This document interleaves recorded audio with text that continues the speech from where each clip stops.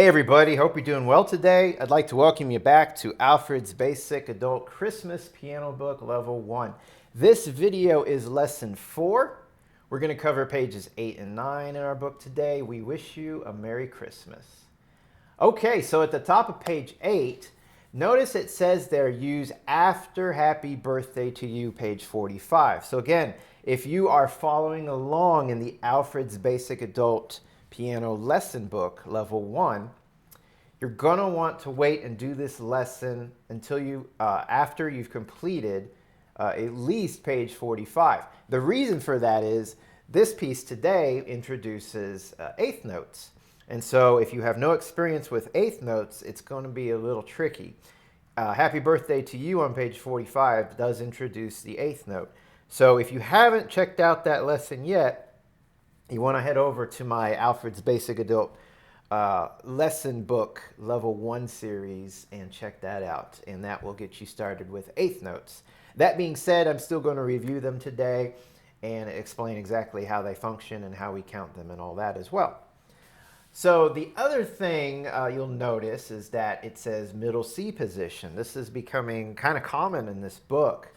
The reason for that is this piece today is just the melody, and the melody is going back and forth between both hands. So a lot of times when that happens, the middle C position is used. It's an awkward position, as I've said before, but it's also good just getting used to the hands playing close to each other. The other thing about this piece that's a little different is if you look at the end of page 8, the very last measure has a half note in it, and then you see two lines. Those are not double bar lines like you would see at the end of a piece. If you look at the end of page 9 at the very bottom, that's a true double bar line. So there's two lines there, and one's thin and one's really thick, and that signals that that is in fact the end of the piece. What you see at the end of page 8 there is actually the end of a section. Whenever you see these two lines, and it could very well be in the middle of a measure like it is here, that actually is dividing like a chorus from a verse. So page 8 is the chorus of We Wish You a Merry Christmas. And it actually ends right on through beat 2 at the end of that page. Now at the top of page 9, that's actually beat 3. And you can tell that that's an incomplete measure. So it's still the same measure, but actually what's happening musically there on beat 3 is now we're starting the verse. And so again, that is beat 3 at the top of page 9. If you go back to the very, very beginning of page 8, the very beginning of the piece, notice that that is an incomplete measure as well. And so remember that incomplete measures at the very beginning, you think backwards when you're counting. So there's 3 beats in a measure in this piece. So if there's only one beat in that first measure, that is actually beat 3. You wouldn't say beat 1. And again, it's an incomplete measure because if you look at the very end of page 9, there is 2 beats in that last measure. And so again, 2 beats, and then the pickup at the very beginning of 8 is beat 3. So I wanted to go ahead and throw that out there because that is something that I don't believe we've seen before, and it's not that uncommon. But all it is just saying, here's the end of a chorus, and here's the verse. So those 2 lines just divide up sections musically. But it does not interfere with the counting or how you play it or anything. Now, it is the end of a phrase there. I'll talk about that a little bit later. At the end of page 8. So musically speaking, you do probably want to observe the phrase at least, but again, I'll get into that a little bit later. On page 9, it actually occurs again at the end of the second line. The end of the second line is the end of the verse, and then we're back into the chorus on the third line, and once again, at the beginning of the third line on page 9, you can see there is beat 3 of that same measure.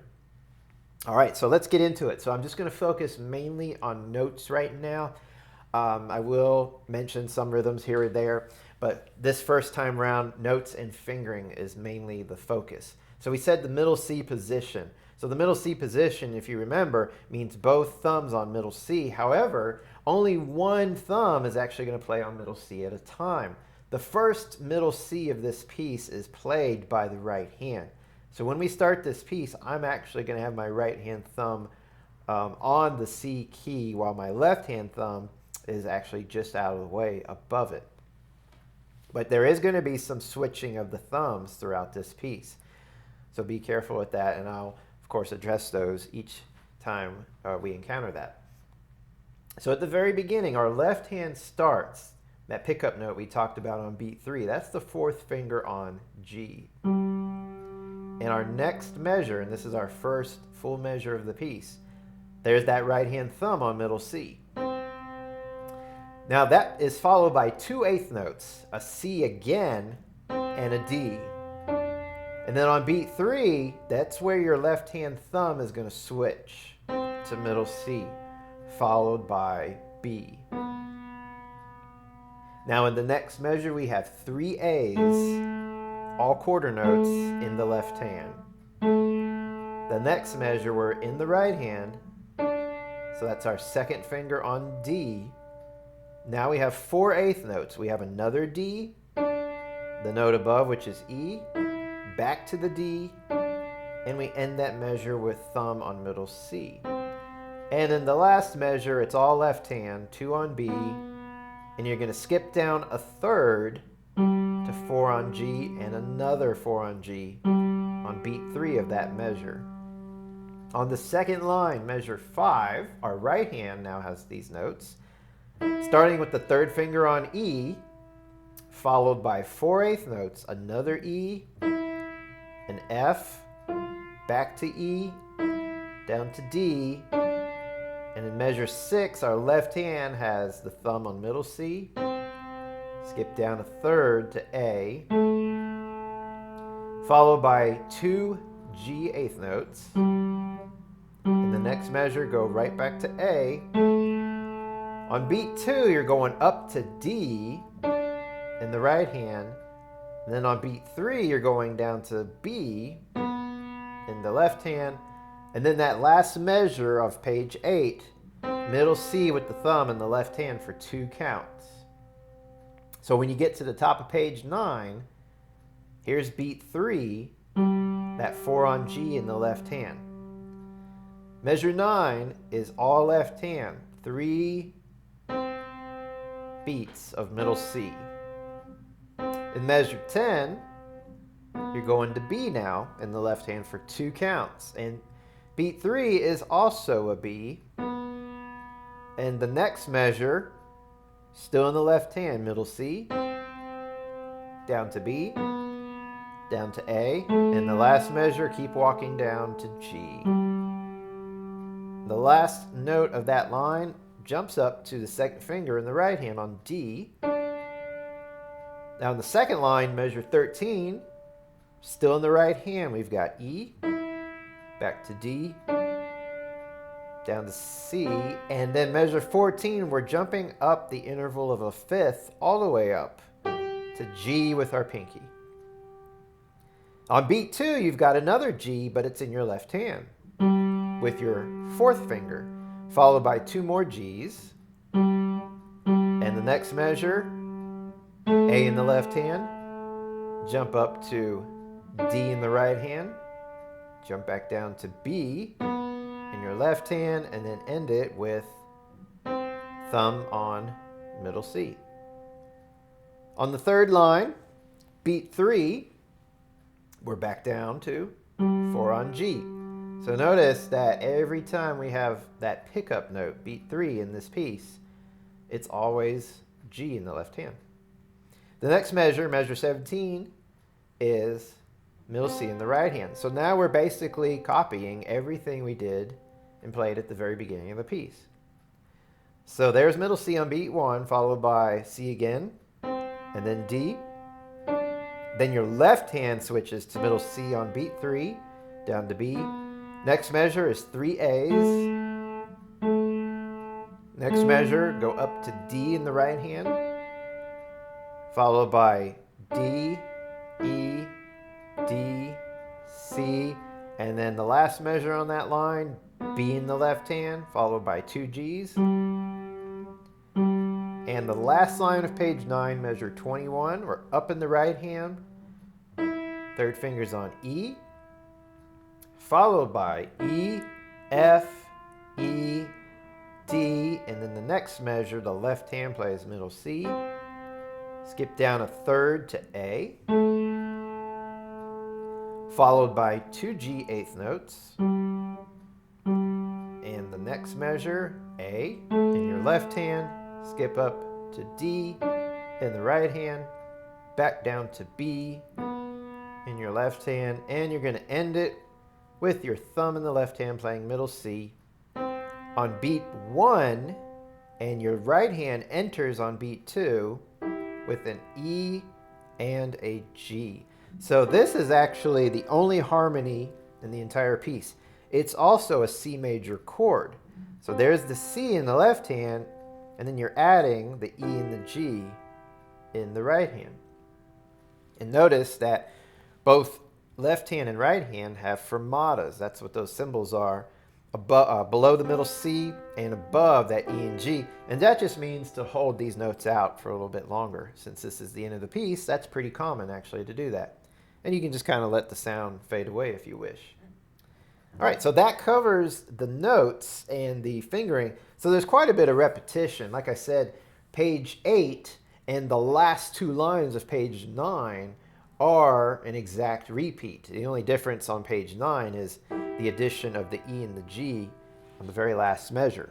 But everything else is exactly the same. Rhythm as well is exactly the same, which we'll go over in just a moment. Dynamics, though, there is the difference. They've got you starting at mezzo forte on page 8, but they actually have you ending soft when you do the last 2 lines on page 9. So when you get to the top two lines of page 9, that's a little bit different material. But notice that on the second line, once you hit beat 3 of measure 14, that material from that beat 3 all the way to the end of the line is actually a copy of back on page 8, measure 6, beat 3 all the way to the end of that line. So there's even some material there on the second line of page 9 that you've played before. So a lot of repetition, which is helpful because I think it's easier to learn, and you realize there's not as much here actually I have to learn after all because it's just repeating. So now let's look at the rhythms a little bit more. So we already said that the piece is in 3/4 time.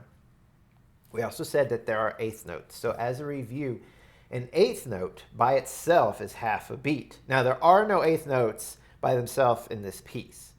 All the eighth notes that you encounter in this piece are in pairs. So the first 2 eighth notes you encounter are in the right hand on page 8 in the very first full measure on beat 2. So there's a C and a D, and when you see eighth notes in pairs, they are beamed together. So above those stems, you actually see a beam that's joining them. Now, if you see an eighth note by itself, you'll see something called a flag, but again, you don't have to worry about that in this piece because all the eighth notes are in pairs, which actually makes it a little bit easier. So if you do the math, if an eighth note is half a beat, 2 eighth notes equals a full beat. So if we're always seeing these eighth notes in pairs, you're always going to see 2 eighth notes covering a beat. In many cases, you actually are seeing 2 eighth notes followed by another 2 eighth notes. Again, in that same measure, we have 2 eighth notes on beat 2 and then 2 more eighth notes on beat 3. So everything just kind of fits very evenly, which is nice if you're just starting to learn about eighth notes. Now, anytime you start encountering rhythms that deal with half a beat, such as eighth notes, for example, the counting you want to do is no longer just 1, 2, 3. You want to be more precise, especially if you are just new to eighth notes. You want to actually count 1 and 2 and 3 and. So when you count 1 and 2 and 3 and, when you say 1, you're actually referring to the first half of beat 1. When you say and, you're referring to the second half of beat 1. So that being said, if I have a quarter note is equal to 2/8 notes. It's equal to 2 halves, right? It's one entire beat. So if I have a quarter note, I can't just say 1 on a quarter note. I have to play it and say 1 and. I have to be very precise that I am acknowledging both halves of that quarter note. But when you have 2/8 notes, they are individually each a half. So you're going to say 1 and. If you have a half note, it's going to feel like you're holding it forever because that's 2 beats. So you're actually going to say 1 and 2 and. In this piece, that's the longest rhythm you have to worry about. We actually only have 3 rhythms in this piece. We have quarter notes, half notes, and eighth notes, and that's it. Now you also have rests, but I don't actually put too much emphasis in the rests besides just not playing during them. In other words, since we're working on hands together, I don't actually go through and count the rests. The reason for that is while one hand's resting, the other hand is playing. Now that's not always the case. Sometimes both hands will rest, but not in this piece. So if you were doing like one hand at a time, sure, you would have to count those rests. But because we're putting the hands together for this lesson, I'm not even going to worry about counting them, just observing them. So in other words, not playing when you see them. So I'm going to go through slowly now with these rhythms, and I'm going to count it all out using the and system. So at the very beginning, that 4 on G is actually on beat 3. So you want to say 3 and then you're right there on beat 1 for the next measure. Now that's a quarter note, so that's 1 and. So it would be 3 and 1 and. Now we encounter 4 eighth notes. The 2 in the right hand are beats 2 and the 2 in the left hand are 3 and. So putting that together, it's 3 and 1 and 2 and 3 and. So when you do that, you should hear that the eighth notes are twice as fast as the quarter notes. If your quarter notes and eighth notes are coming across at the same speed, like this, what you've done is you're not holding the quarter notes out long enough. You might be just going 3, 1, 2, and 3, and. So to correct that, you need to do 3 and 1 and 2 and 3 and. Now the next measure is 3 quarter notes, but again, don't just go 1, 2, 3. You'll need to go 1 and 2 and 3 and. Then when we get to the next measure, it's actually the same rhythm as the first full measure. It's a quarter note, 1 and then 4 eighth notes, 2 and 3 and. Now that you're going to see repeated throughout the piece. And a lot of that is just because we already said earlier that the bottom 2 lines of page 9 are the exact thing as the 2 lines on page 8. So again, that's why you'll see the repeated rhythm. So again, that third full measure at the top of page 8 is 1 and 2 and 3 and. And our last measure is 3 quarter notes in your left hand. 1 and 2 and 3 and. Measure 5 is that same pattern again in the right hand. Quarter note, 4 eighth notes. 1 and 2 and 3 and. And then measure 6, we got 1 and 2 and then 3 and because we have those 2 eighth notes. Measure 7, quarter notes, 1 and 2 and 3 and 1 and 2 and then 3 and at the top of page 9.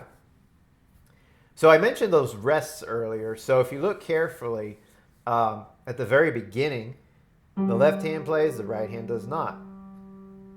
But then in measure 2, the first full measure, I'll call it, the right hand plays. And this is where it's really tricky. You don't want to do this. See what I'm doing? That D eighth note that I had at the end of beat 2 in the right hand, I'm still holding on to it. Notice there's a quarter rest in beat 3. The easiest way to look at it in this piece, when one hand plays, the other does not. The only exception, again, is at the very, very end of the piece. But if you can remember that, when one hand plays and the other does not, you won't even have to think about the rests. Not that I don't want you to consider rests and their importance. It's just sometimes, once we realize certain things in a piece of music that can help simplify it and learn it faster, I like to go with it. So there will be plenty of lessons, and we've had plenty of lessons that deal with exactly what rests are and how they work and how to count them. But again, if you're playing in the left hand, your right hand's resting, and vice versa. That will just make it easy. So the temptation is to hold on to a note in one hand while you start in the other hand. Just make sure you cut off. So putting page 8 together, so you can hear how this flows with the count. When I start the piece, we mentioned earlier, this is the pickup note on beat 3. So it's nice to give yourself 2 counts. And that's kind of nice to set the tempo, and it makes it easier to come in on beat 3. So in other words, I like to do this: 1 and 2 and 3 and 1 and so on and so forth. So that's a good habit to get in, rather than just winging it and just starting right away. So again, I'm going to play all of page 8, just counting out loud this rhythm for you. So 1 and 2 and 3 and 1 and 2 and 3 and 1 and 2 and 3 and 1 and 2 and 3 and 1 and 2 and 3 and 1 and 2 and 3 and 1 and 2 and 3 and 1 and 2 and 3 and 1 and 2 and. So on page 9, at the top there, of course, that's beat 3. So that would be 3 and then our left hand is playing in the next several measures. Now these are longer rhythms. When I say longer rhythms, I mean in reference to the eighth notes. There are no eighth notes on this top line. So again, very important here that you're counting the ands, because it's so easy to rush through it if you do not. And then what you'll end up having is a very fast top line that's just unmusical at that point, because you've sped it up compared to the rest of the piece. So at the top of page 9, it would be 3 and 1 and 2 and 3 and 1 and 2 and 3 and 1 and 2 and 3 and 1 and 2 and 3 and.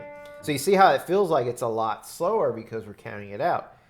So that being said, of course we want the piece to go faster, but you got to learn it slow first, because you need to count to make sure that everything is in rhythmic agreement. Then you can work up the piece faster and faster. You don't want to have a piece where some sections are slow and some are fast and some measures, then it's just all mixed up. And keep in mind, this is a piece a lot of people know too. So even people who aren't very musical know this piece and know these rhythms. So all the more reason that you want to observe the correct rhythms, all the more reason why, at least at the beginning, you want to make sure you're counting it through thoroughly. Going on to the second measure of page 9, so we have several more quarter notes here. The right hand starts, so 1 and 2 and 3 and 1 and 2 and 3 and, so there's a 2/8 notes. The last 2 measures, 1 and 2 and 3 and 1 and 2 and. Going on, we said the last 2 measures are just like the beginning. So this should be a review.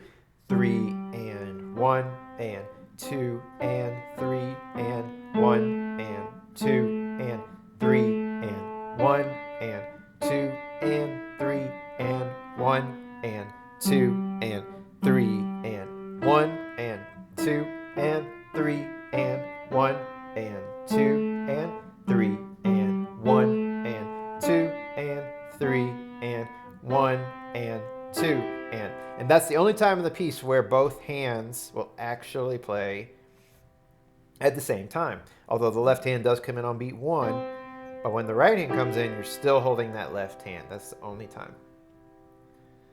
Okay, so now that we have gone through with the count, I'm going to play the piece through without counting out loud, and I'm going to play a little bit faster, just so you can hear what it sounds like. So at the very beginning, above the time signature, it says merrily. So that's kind of up for interpretation. If you know this piece, you know generally it has a pretty quick tempo. But, you know, merrily, I would interpret that as happily, joyfully, and sort of like an upbeat tempo, of course. So I'm going to play it faster than what I just did. One last thing before I do play, I mentioned the dynamics earlier. There's also a forte at the top of page 9. So the way the piece starts out, page 8's mezzo forte, so just average volume. Top of 9, we actually get louder, and then suddenly the last 2 lines of page 9, we come down to like a whisper, piano, real soft. But there's also all these slurs throughout the piece. So you see all these curved lines, and those are slurs. Phrases. So slurs do 2 things. One is you're supposed to connect the notes, make them smooth. So you don't want to play very choppy. If you want to learn it, if you're initially learning these rhythms and notes and you want to be very accurate with that, choppy playing, as I've said before, isn't a bad thing. It can actually lead to precision when you do that. But eventually you're going to want to smoothen it out. So I also mentioned that slurs are phrases. So a phrase is like a musical sentence. So when a slur begins, it's the beginning of a musical sentence or a musical like section. When the slur ends, it's the end of the phrase. So the way to bring out phrases is to, like a singer would take a breath typically. So a pianist could do the same thing too. And when you take a breath on the piano, you're not literally breathing. You're actually going to lift just a hair between the phrases. So in other words, at the very beginning, notice in the second full measure after the word Christmas, between beats 2 and 3, that's where we have the end of the first phrase, the beginning of the second phrase. So what I'll do is at the end of beat 2, I will lift off of that A just a hair before beat 3. So you don't want to do it too late. You don't want to lift off on beat 3. You want to hit that next A right on beat 3. So here's how that goes. So from the very beginning, play it very smooth, and I'm going to have that little lift right there.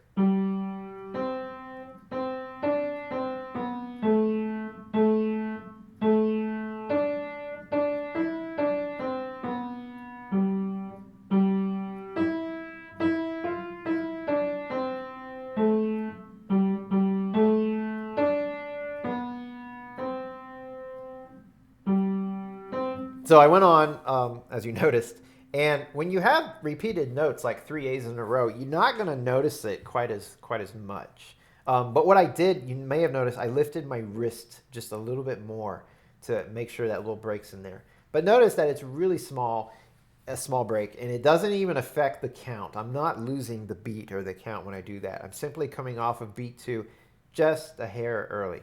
So it's a very small thing, but it really makes a difference with putting these phrases together. So at the end of page 8 going into page 9, that was actually a lot easier to accomplish because I've got this half note, and when I go into beat 3 on that G, I can really make a big lift. And so that one's really cool because that's the end of a section like we talked about too. So if you can do those little lifts, that would be nice. But again, don't sacrifice the beat. So now I'm going to go through and play the entire piece for you. Play it up to tempo. I'll give a little count off. I'm actually going to give 1 full measure followed by the 2 beats of this first measure, and then I'll come in on beat 3. All right, so 1 and 2 and 3 and 1 and 2 and...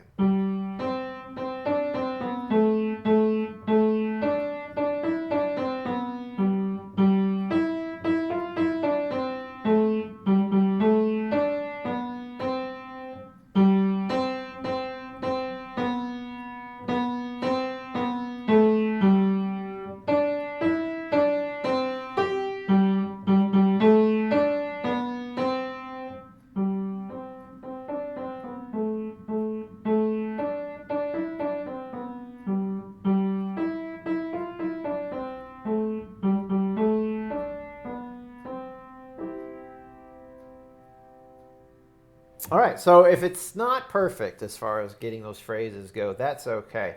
Again, when you have like those repeated A's, it's really hard to make a repeated note smooth on the piano.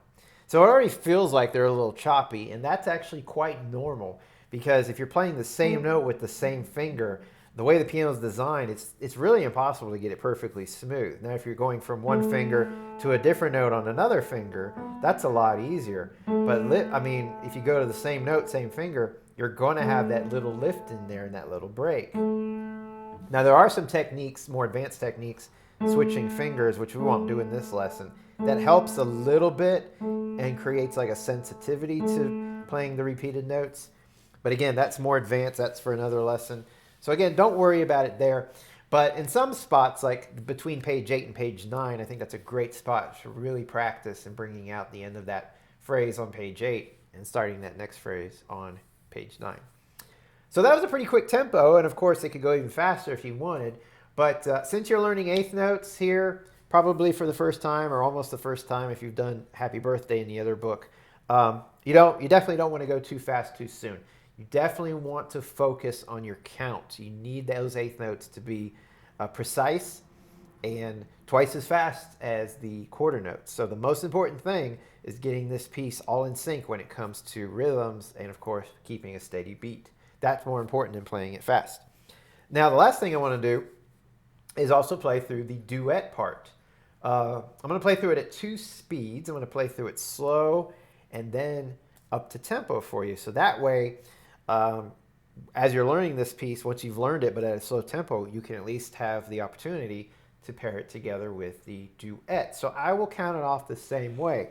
I'm going to go 1 and 2 and 3 and 1 and 2, and you actually play on beat 3 and I do not. So I'm still going to count out beat 3 of the measure you come in on. So make sure you come in on that beat. And then when I come in on beat 1, you're already on middle C, the next measure in the right hand. Now I'm not going to count it off that fast for this first example. So here we go. 1 and 2 and 3 and 1 and 2 and 3 and 1 and 2.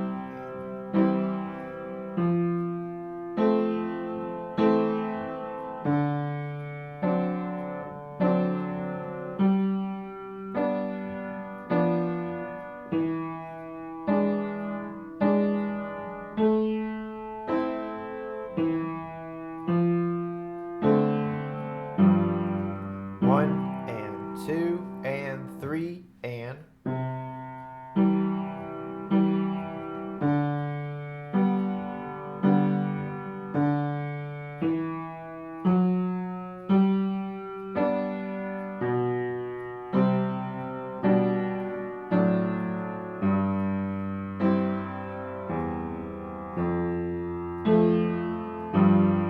1 and 2 and 3 and.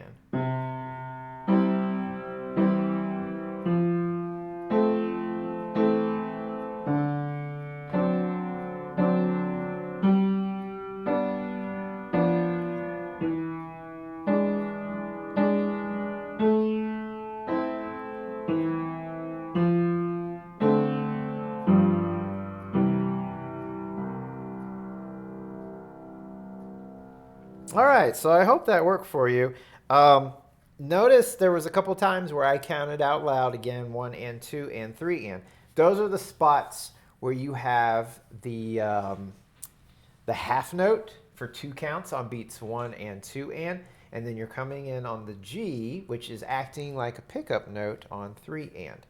And part of the reason I did that is because on beat 3, where you have that G in the left hand as your pickup note, I'm not playing, I have a rest.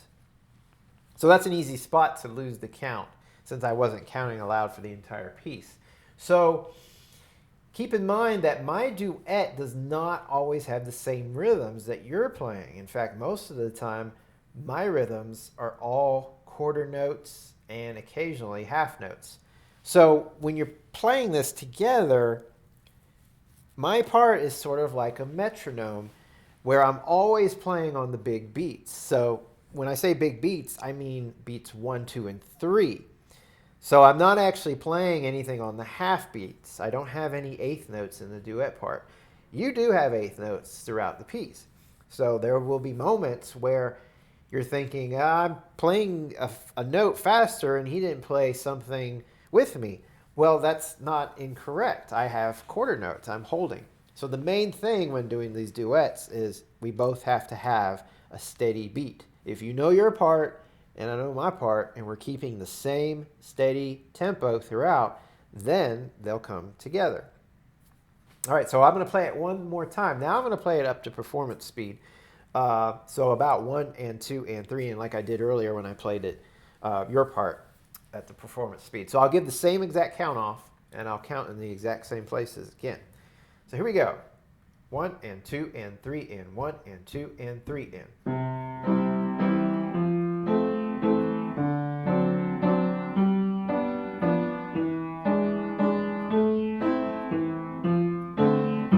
One and 2 and 3 in.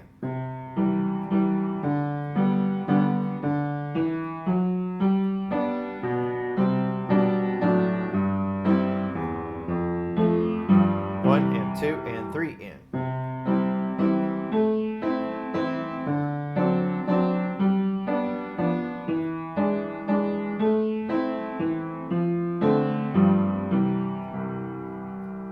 And I didn't do a very good job with the dynamic differences there, so I do apologize. I played it all at the same level. If you want to hear your part that you're working on for this lesson, if you want to hear a video of just your part by itself, so you do not have to keep rewinding or finding the location of this video, you can check out the separate video that I have up on my channel of just the performance of We Wish You a Merry Christmas from this book.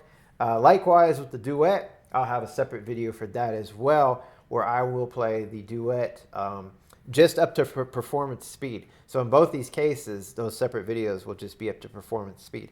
If you want to practice this with the much slower tempo, you will have to refer to this video for that. All right, so I wish you all the best as you work on this Christmas piece.